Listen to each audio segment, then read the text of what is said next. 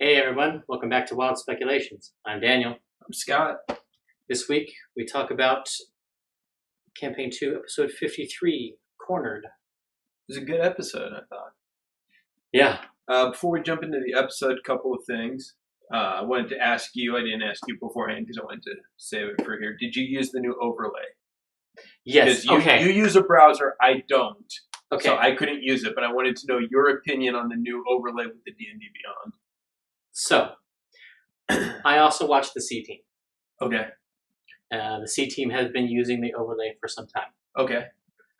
The 8 AC Inc. main stage packs used it, I think the last 2 shows? Okay. 2 or 3 shows.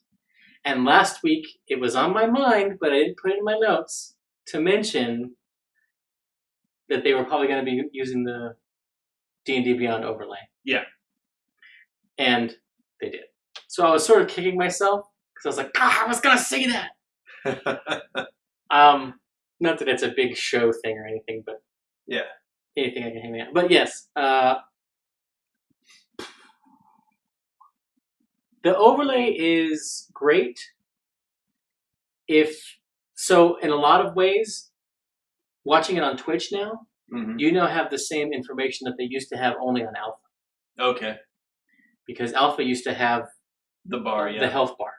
I don't think it tracked the individual number of HP. I don't recall it doing that. And then they would change the art and have a red flashing light. It would get more and more red flashing until it turned sideways when they were unconscious. Yeah. So basically, with the D&D Beyond overlay, you get more detailed data on their HP. You get the exact number. Right. And it's essentially a truncated version of the character sheet. And it has all of their attacks. You've got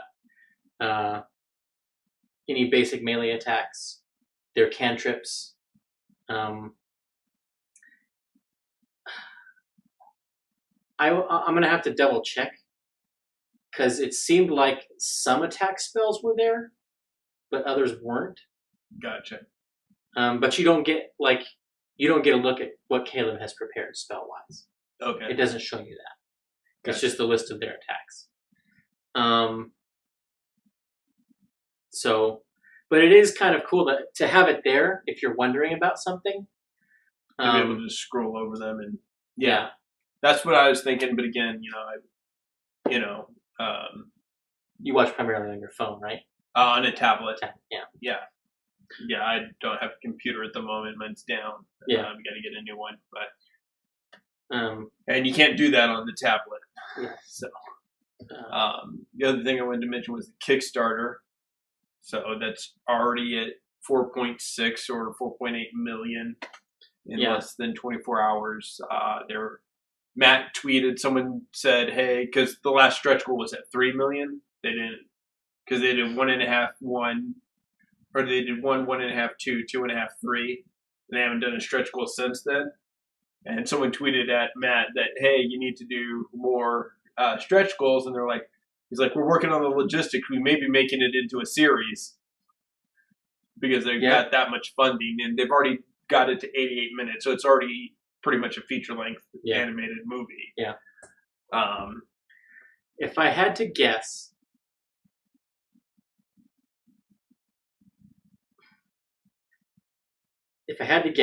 what I would almost like to see is them do, because basically, judging from the animation tease that they showed us, right, and our knowledge of the pre-stream game, it's going to be them saving Taldore.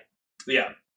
When they get added to the council of Iman, meet Uriel and Allura and all of them for the first time. Yeah. So if that's going to be where they're starting this, all we know is it's pre-stream in canon. They'll be 7th level. Yeah. Well, that's basically that. Right. That. So if they're going to make it into a series, then what I'd almost like to see them do is take the audio from the original show and basically make that the script. And you can have the have the cast go back and ADR. Yeah. The lines that they, like where they're speaking in character, just ADR the lines. If they go to a series, I almost hope that they do the special of Vox Machina and then do a series. Whether, it'd be something like we were talking, I thought it'd be great if they did a one-shot with Samus, the GM, for the Darrington Brigade. If they did a Darrington Brigade, or something new, I mean, that would require more. Yes. It would require more.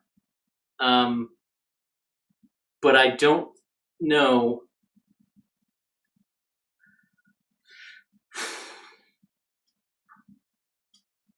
If Matt was going to hand off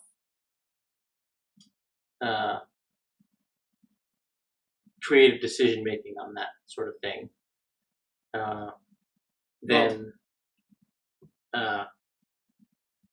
because you're talking basically divorce it completely from Vox Machina and just set it in Exandria, right? Yeah. Yeah.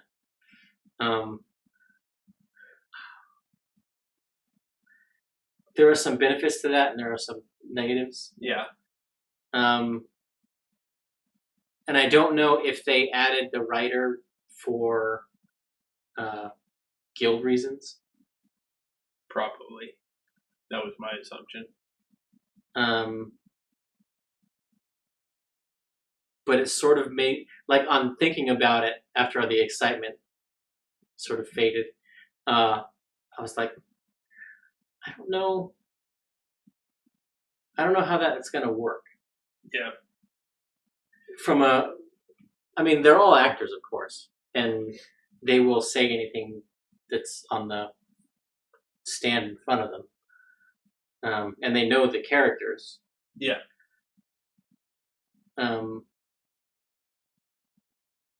I guess I'd want to, like, are they telling this writer the story? Have they already told the writer the story? Right. Yeah. How familiar is she with the set of events? Yeah. Even if they do Vox Machina and just animate the entire, 115 episodes after the special, I mean, what do they do at the end of that? If it becomes successful and they keep making money off it, do they start animating the Mighty Nine? Yeah. I mean, yeah. So,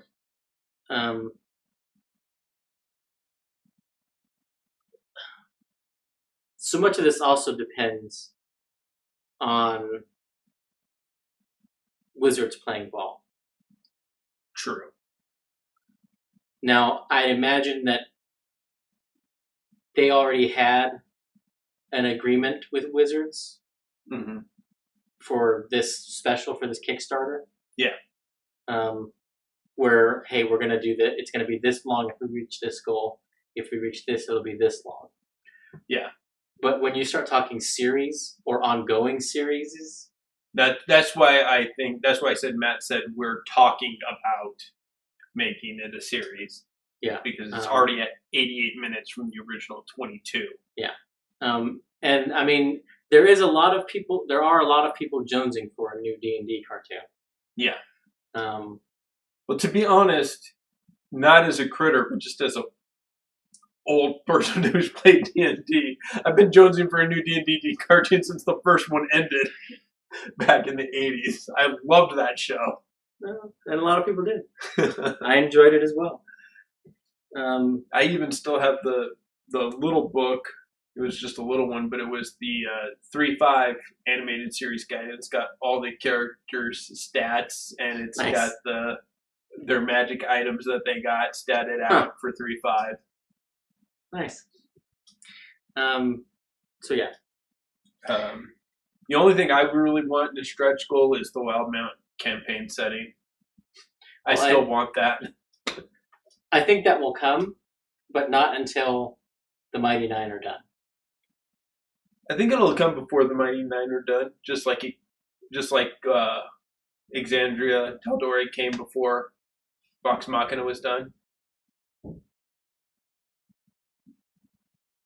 It'll come during the final arc of the Mighty Nine. Yeah. Okay. Because the first one came out during the Vecna arc. That's why it doesn't include Vecna. It's just up to the end of the Chroma Conclave. Yeah. Is the information you're given.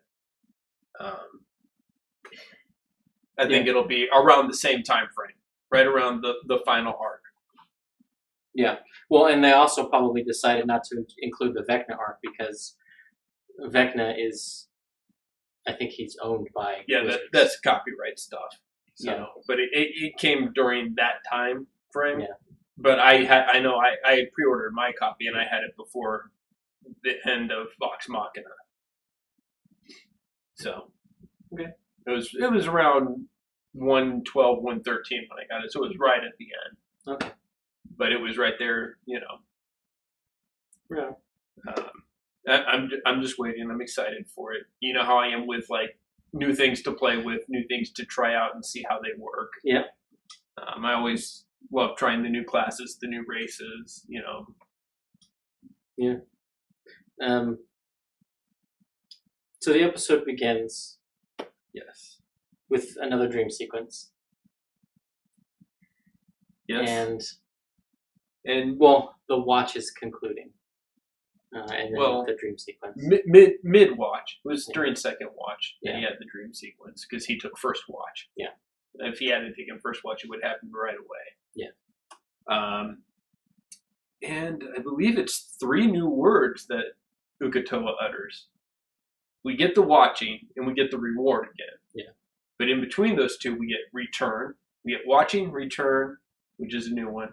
Reward, wander, which is a new one, and punish, which is new.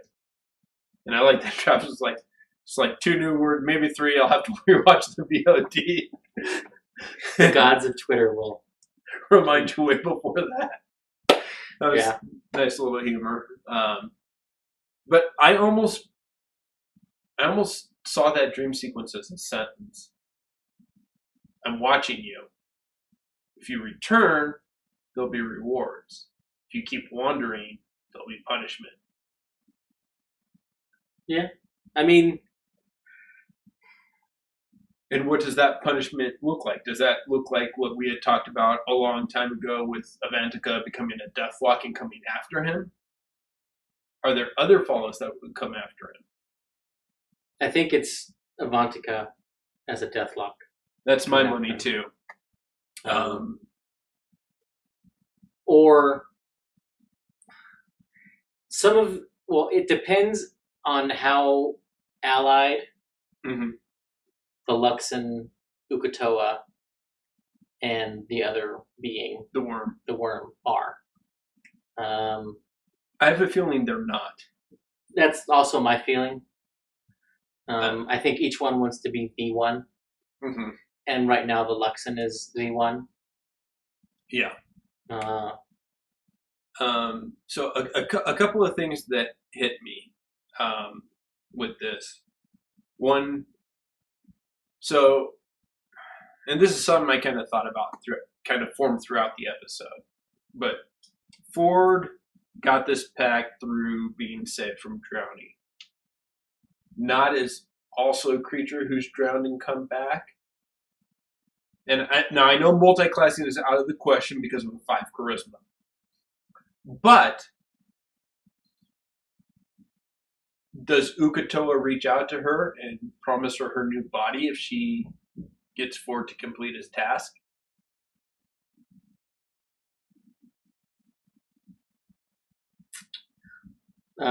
Maybe. Does she become the new champion in that sense? No. No? Okay. The outreach may happen, but no. Okay.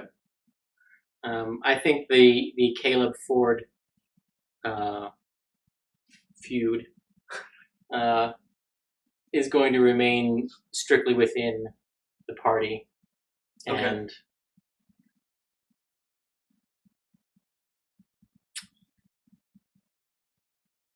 I have a feeling it will become more mean-spirited than the Grog Vax prank war that started. Okay. Or the height of which was Vax shaving half of Grog's beard. Yeah. So. And for how proud Grog was of that beard, that was pretty bad, you know? Yeah. Well, he broke the mechanical pencil. Yeah. Yeah. I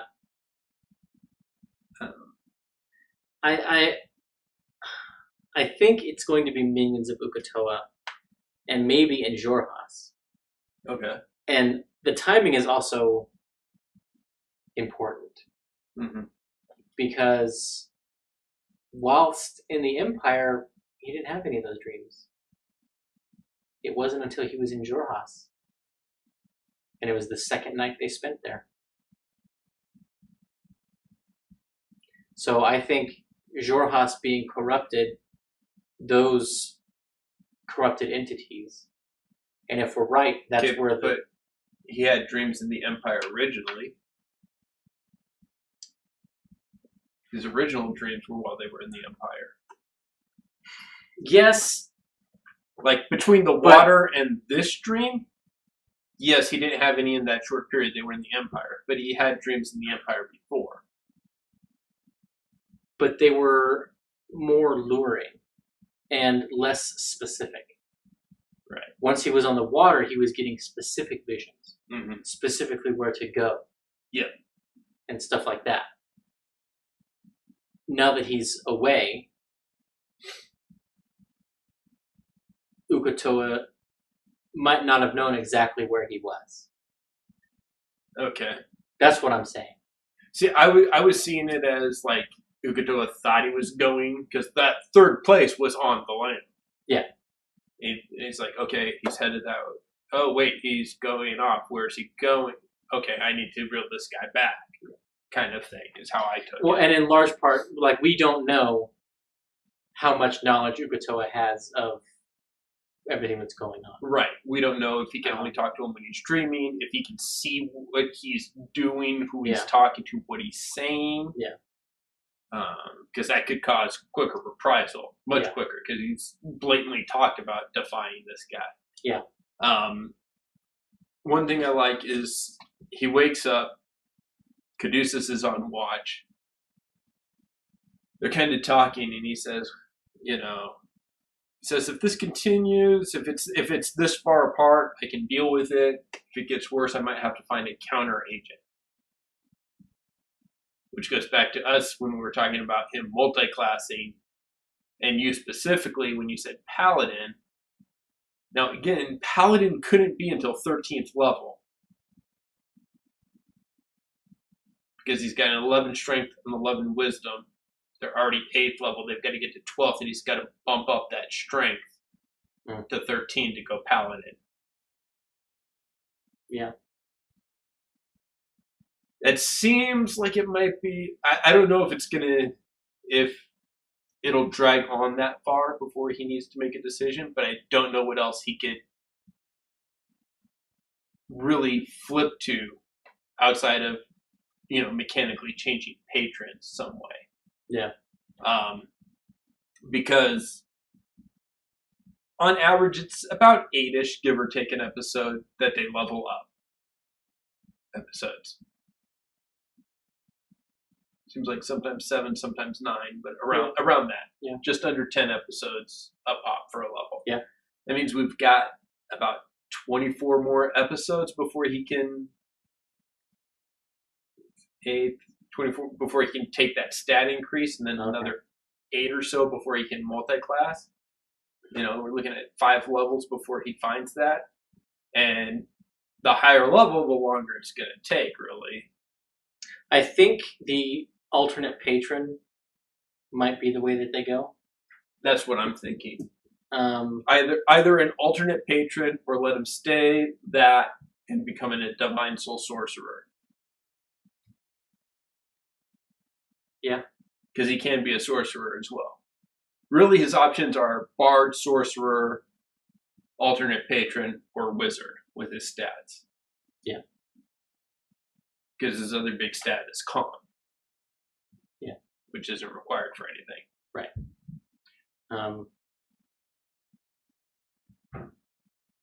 Yeah,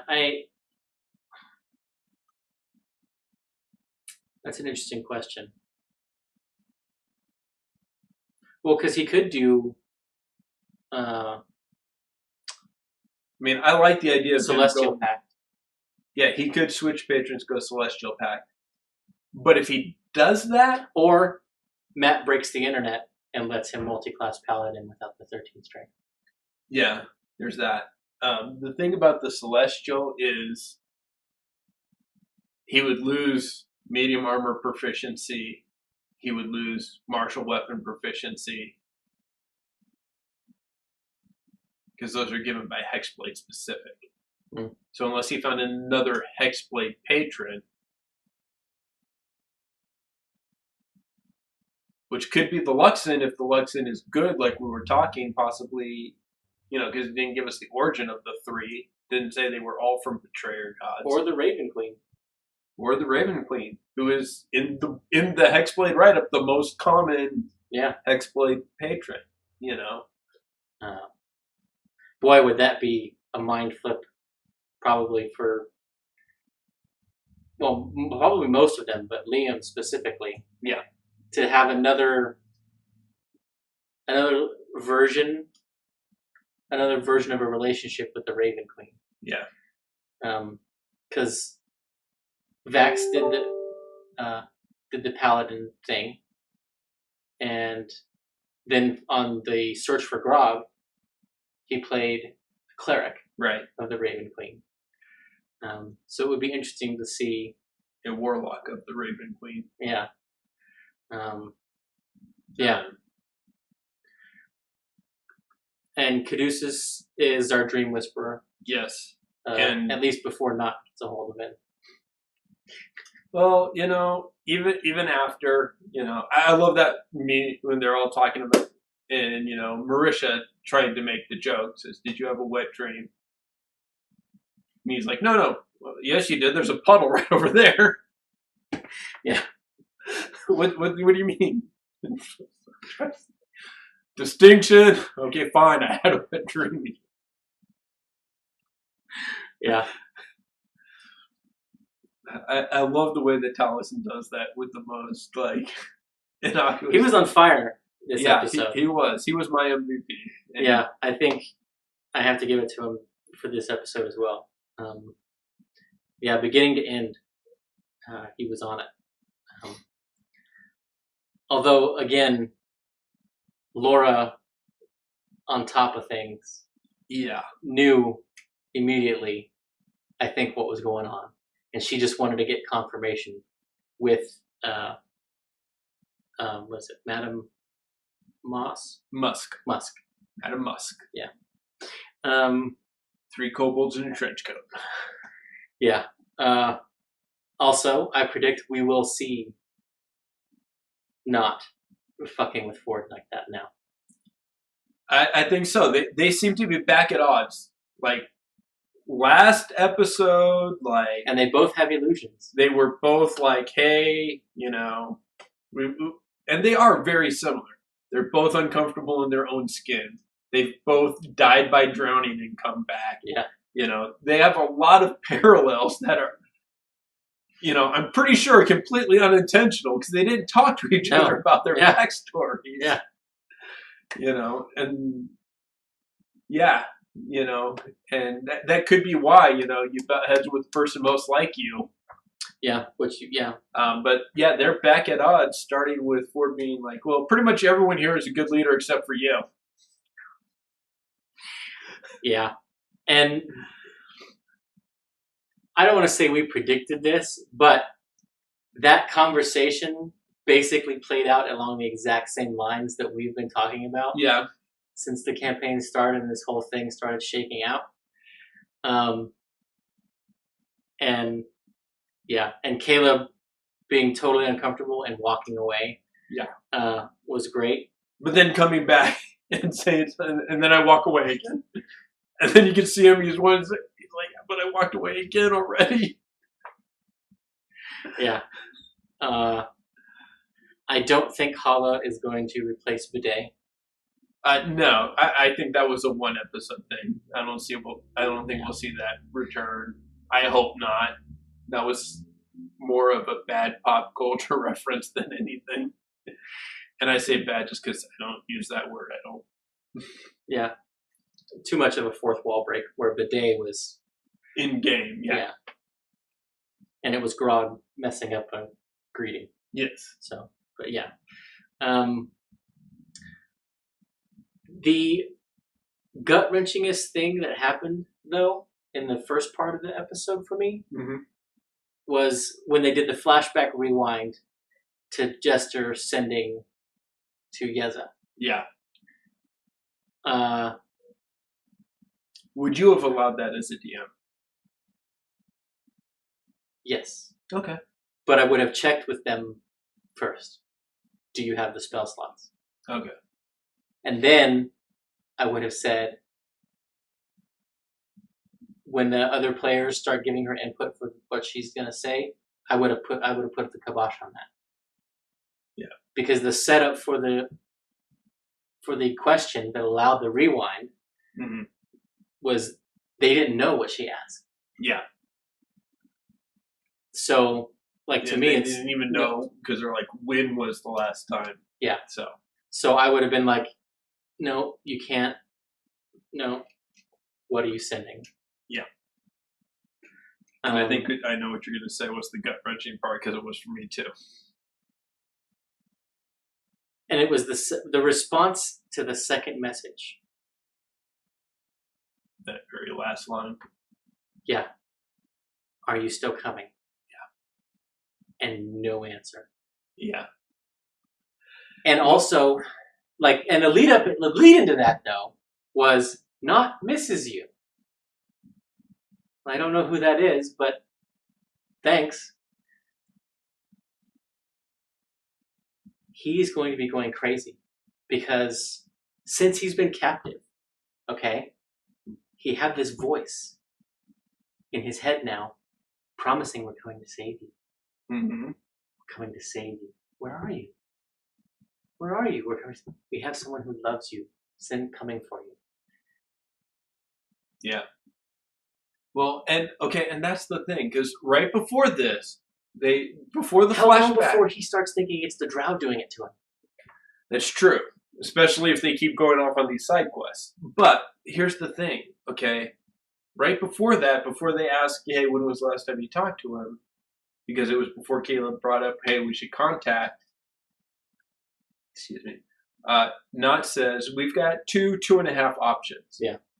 And she seems very hesitant, almost like she's trying to discourage the choice when she says, we could go across the plains to get Yeza. I think that's because Sam knows that the other players don't want to do that right now. They want to find out who the spy is. You think that was Sam, not? I think so. Okay. Because I was like, wow, not, Well, that and not realizing, like, the reason why they even entertained the notion of talking to her and her being involved in that negotiation.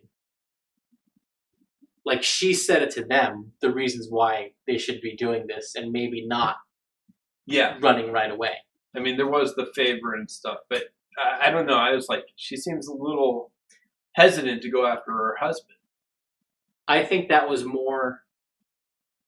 Nott has to say that because if she doesn't, she'll feel even more guilty if they don't go.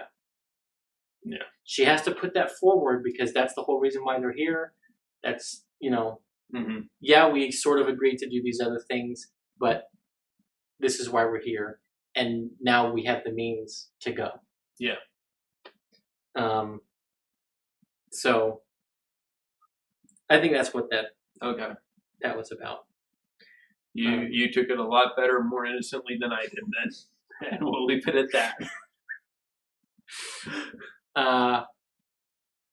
More bounders. Yes. I can't think of a creature that they might be. I have no clue. So I'm pretty sure they're homebrewed. But I think their challenge rating is probably close to a Griffin. Okay.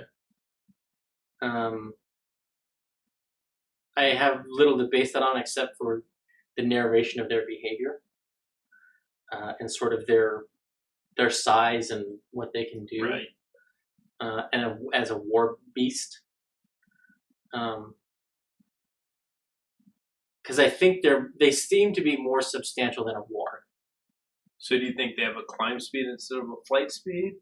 Or just unaffected by natural difficult terrain? To make up for the lack of flight. They probably have, the difficult terrain thing, but they have a standing leap ability, which Matt touched on in narration of their abilities. He didn't actually go into detail for us. He just told me when he was given the sales pitch for him. Right. So, yeah.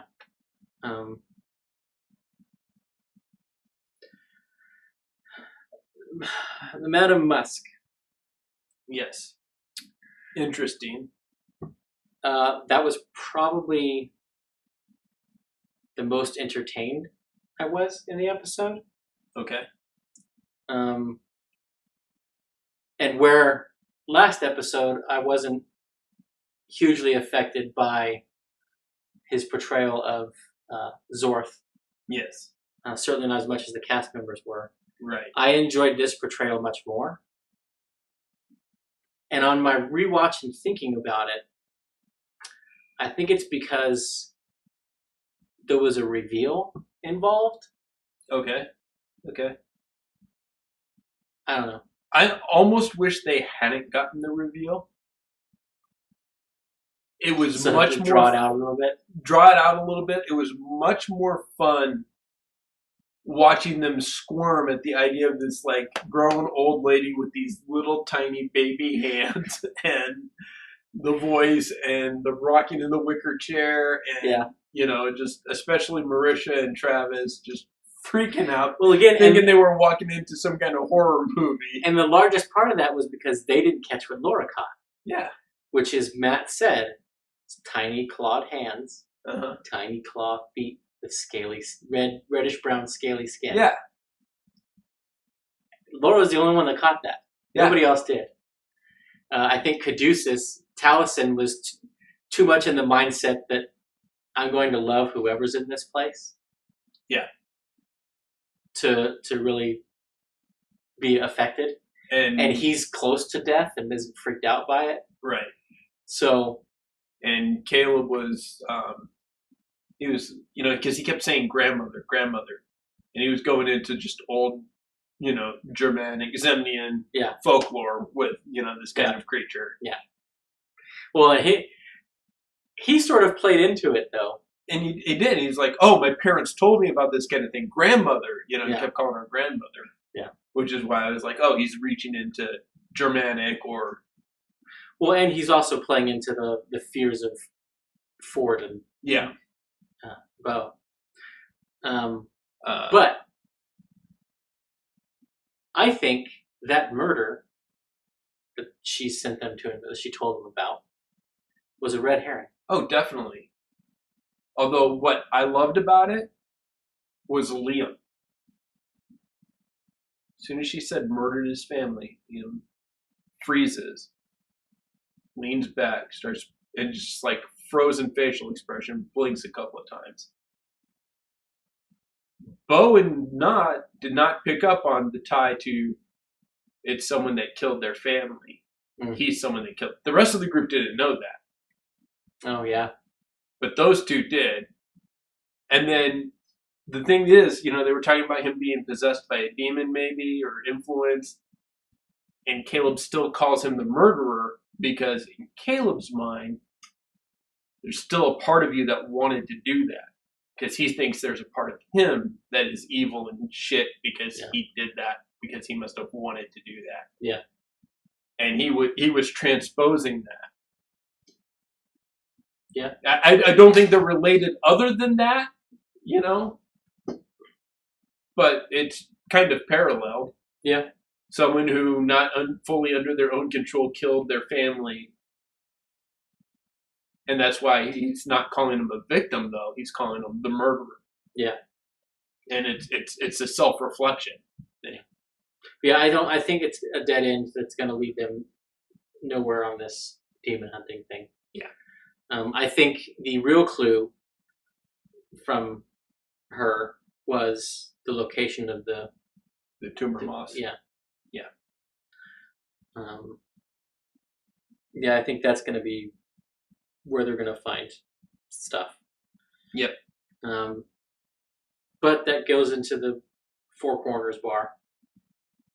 Yes. Where, real quick, and because this isn't fully this episode, it was more the last Talks episode that we watched afterwards, just with Caleb. He talked about having dismissed the idea of tattoos and the gems and stuff. But when if he actually gets one, which I don't see why he wouldn't, because it's a means to power, and that's what he's looking for. Is it going to be a PTSD, a post-traumatic stress trigger because of the gemstones being? Because I can see him being like, yeah, I'm cool with this, yeah, I'm cool with this. Needle hits, the gems are going in, he has a flashback. He's already woke up screaming once, take them out from that thing.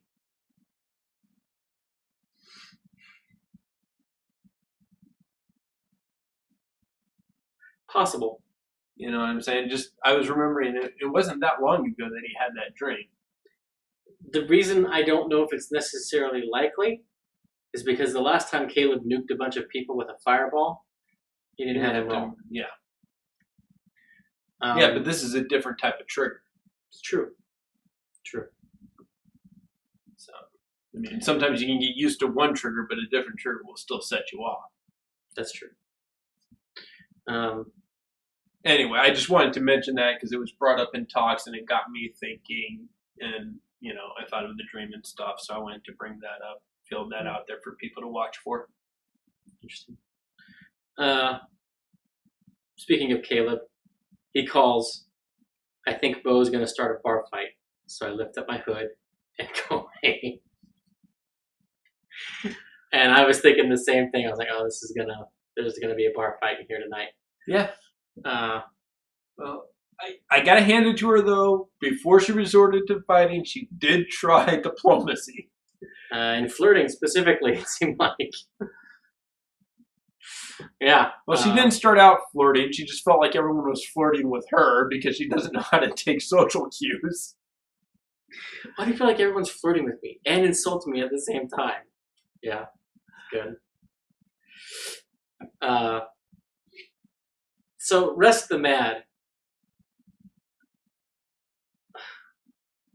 I saw a parallel between him and the dock worker in the episode of The Painted Lady from Avatar: The Last Airbender. I work on the dock, so I'm Doc. Oh, yeah. My brother Shu, he works in the shop. I'll go get him. And then, oh no, I don't. Yeah. Man, a mini hat. Because he has a different personality. Yeah, I can see that. I didn't think that on my watch, but I can. Yeah, as soon as you were like, I was like, oh yeah. The other one, and it's only because of the dialogue surrounding it, was Attack of the Killer Tomatoes. I'm not mad. I'm angry. That dude. Yeah. It's neither here nor there, and probably doesn't factor into anything, but no. But an interesting thing that happened in that scene, which I don't know how I feel about. Okay. Was when Matt took Yasha out of the running to be Bo's partner in that fight. Well, that's the second time Matt exerted DM influence over Yasha. The first time when Sam, albeit jokingly, was like, oh, Yasha should just pay for everything. And he's like, she pulls her greatsword looking at you. That was fair, though. That was fair. And I think this was too. You do. Because I don't think it is. because I think if Ashley had been in that room, Ashley would have been all over that. I agree. And if Ashley had been in that room, it would have been her. But for me, like, if something's going to go down, and this is a no holds bar fight, so people can actually go down, are you really going to let everybody throw the person who's not there to pilot their own character and make them do it so that none of them get hurt? I guess that's fair. And I think that's where he was coming from with that. We're not going to risk Ashley's character because she's not here to make that risk. But it wasn't a risk because Caduceus is there. You could argue that.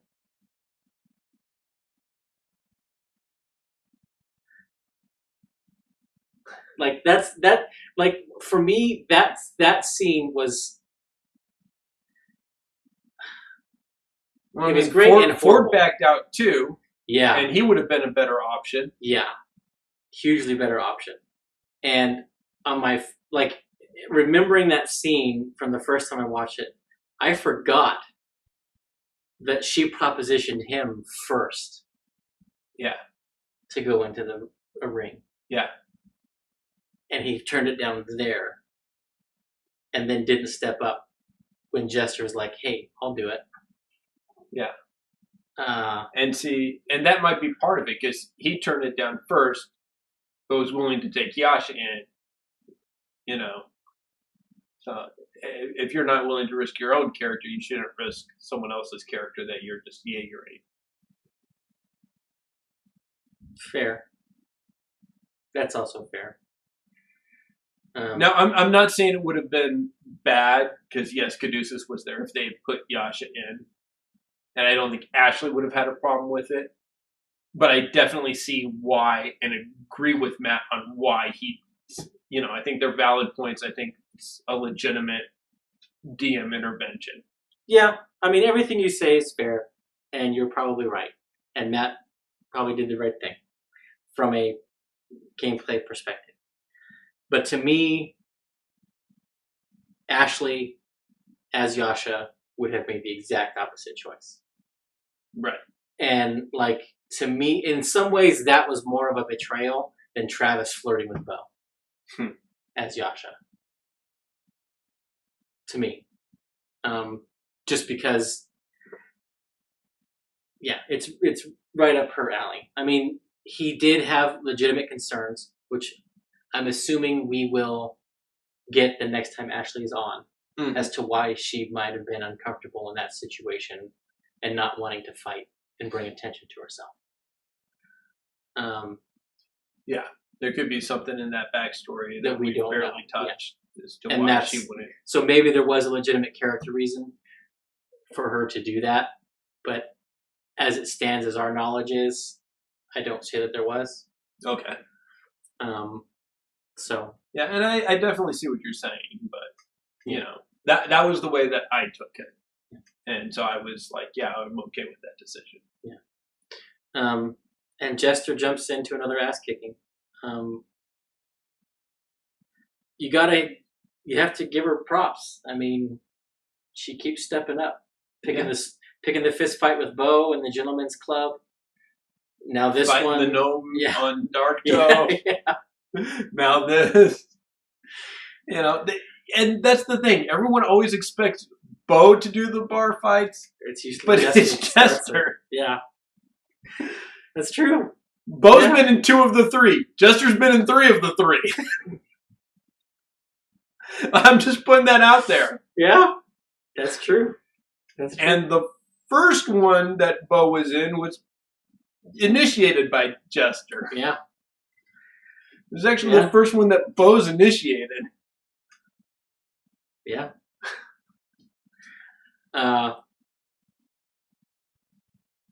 We also see Dyron's technique, and it's a very elvish technique. Yeah. In getting information out of people. And silence and stillness. Yes. Just look at it. And I just want to say, we talked about this earlier, Just like when you're taking a test in school and they tell you if you're not sure, go with your first thought because it's correct. Last week, my gut, I blurted out, it's Dyron, it's the teacher. You said no, and I'm let you. I second guessed myself. I was like, you're right. She's healing in Blade Garden. Of course, that couldn't be a lie for someone who lives her life as a spy, but you know, my gut was right. I should have stuck with it. Yeah, I mean, I did agree that it was going to be someone from the Cobalt Soul. Yeah. I just didn't think. Well, okay, so Matt has not made a habit of the unreliable narrator. Yeah. Or of friendly NPCs lying.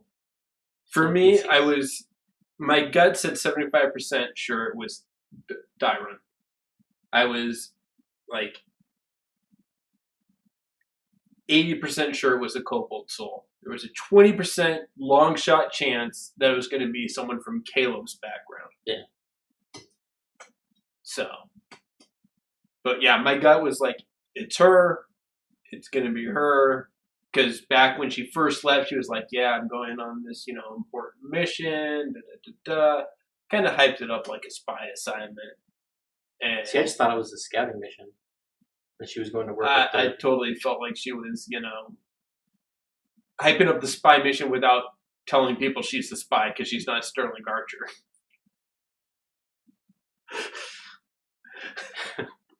She understands the base concept of being a spy. Yeah. Yeah.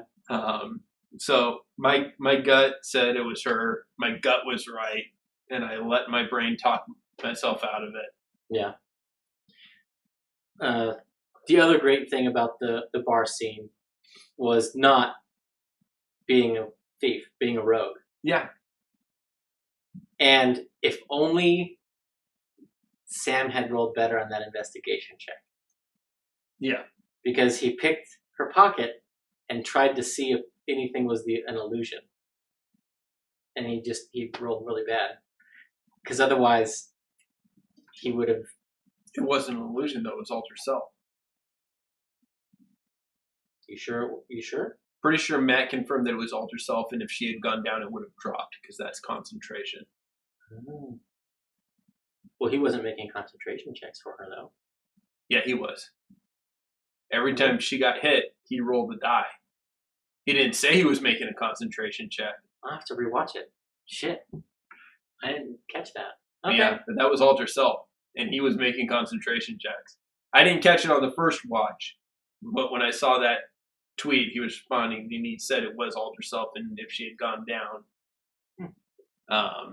But yeah, she was making concentration checks.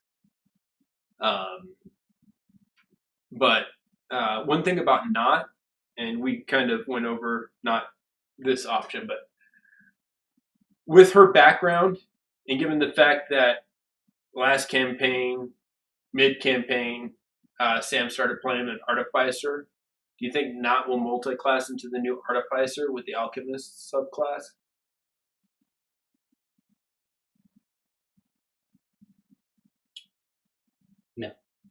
No. You think he'll just have the character walk out and bring in an Artificer and then walk back in a few episodes later? If not multi-classes anything, I think it's going to be Wizard. Sam, I don't think is... Well, no. See, I could see him. I could see him even going the Artillery subclass, playing with that gun.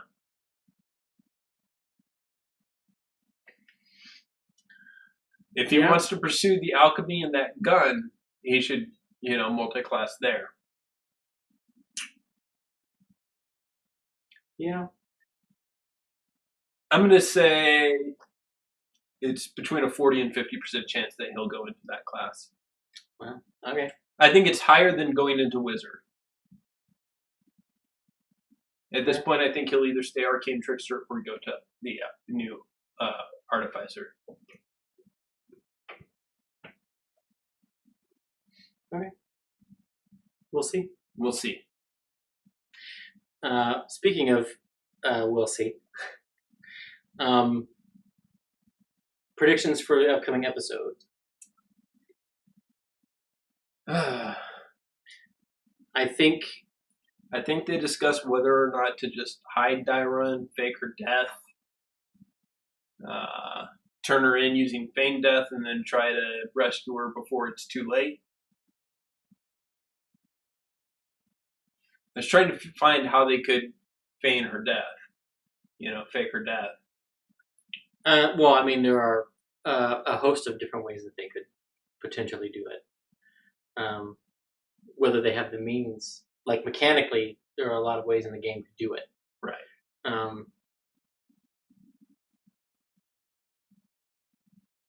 But I think Dyron is going to enlist them to help her, and I think they already have what she's there for. The beacon? The potion, the Dunamis potion. Okay.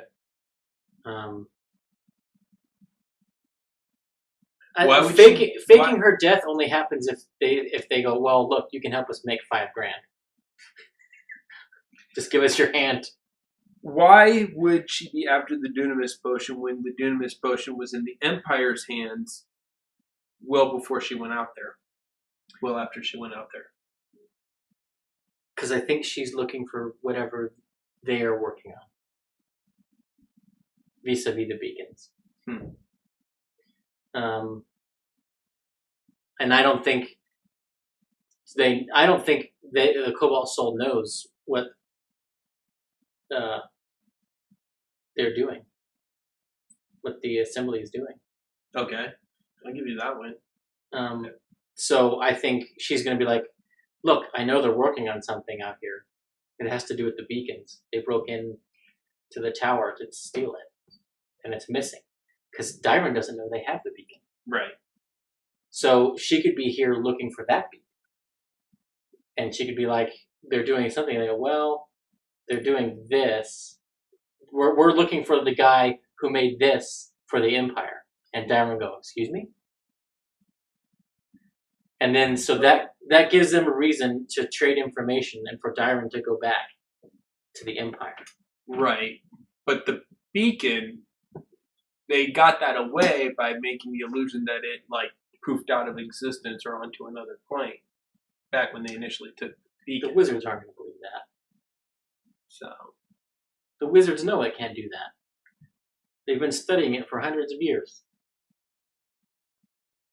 They know that was something that whoever took it made that up. Now, They know the Drow don't have it because they found that dude. Right. So, but they know somebody has it. They just don't know where it is.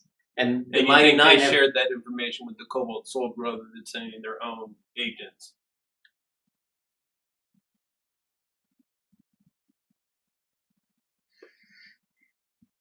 Well, the Cobalt Soul would have heard about that rumor of that vision and also probably know that because the Cobalt Soul know kind of what they do their best to know what the assembly is doing. Right. And that's a major power source of the Cobalt Soul. So they're going to know what's happening in their city. Okay.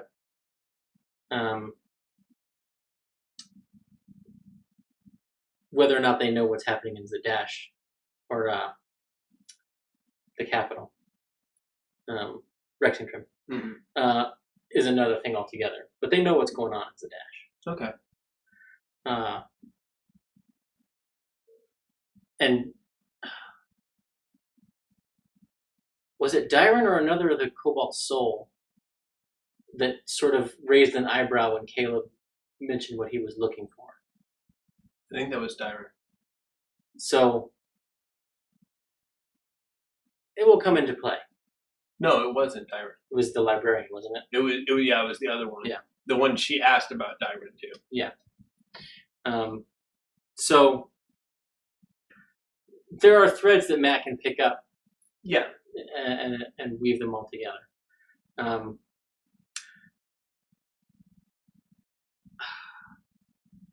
I have a feel. So the other possibility is Dyron has somebody to take the fall to frame as the spy, and she gives them to the Mighty Nine to kill and take to her as the spy. Yeah.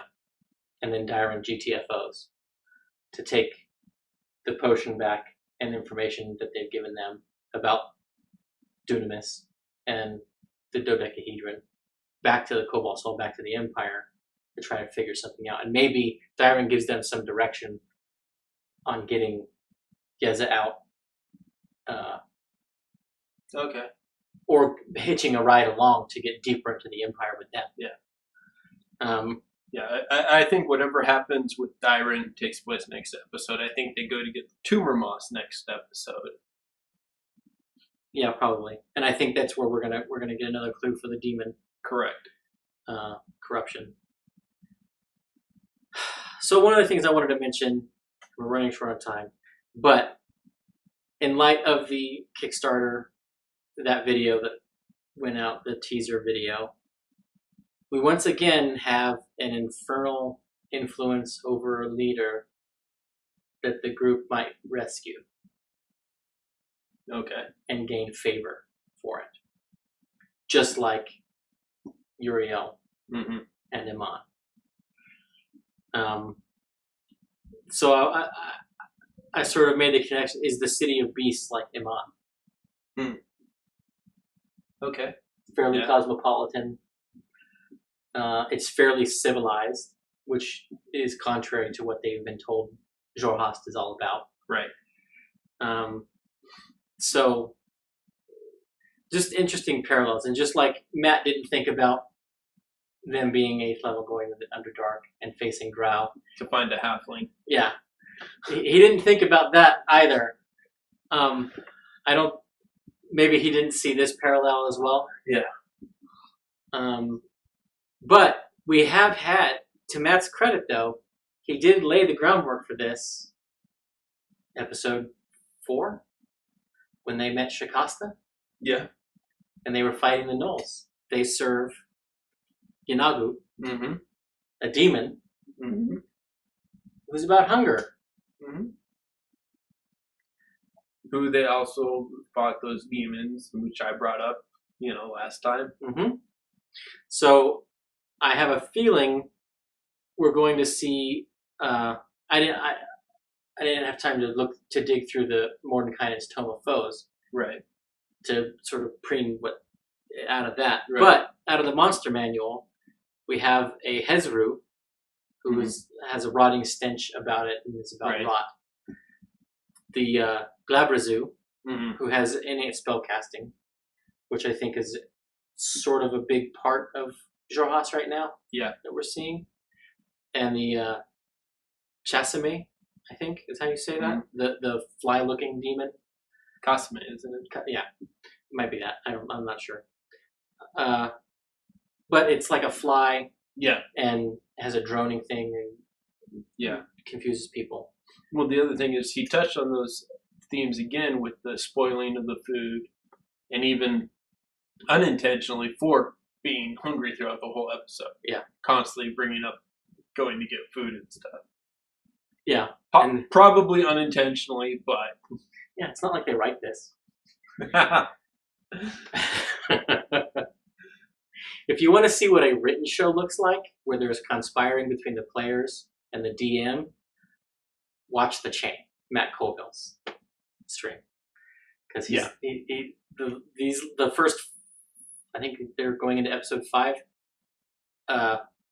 He is conspiring with each player in some way or another, and he's killed 3 player PCs. Oh wow! And they were all pre-planned and all conspired with the player to do it. Yeah. So there's your written. Yes. But I think we're going to have some Balgoras attacking them. Okay. And I think that might be where Uk'otoa's ire comes from. Oh, interesting. Because Ford's been summoning them. Yeah. So I think we might see a couple of them come in to be face on Ford. So does Ford summon his own? Do we have Maybe. Or when he summons that one, it turns on him. Yeah. Ouch.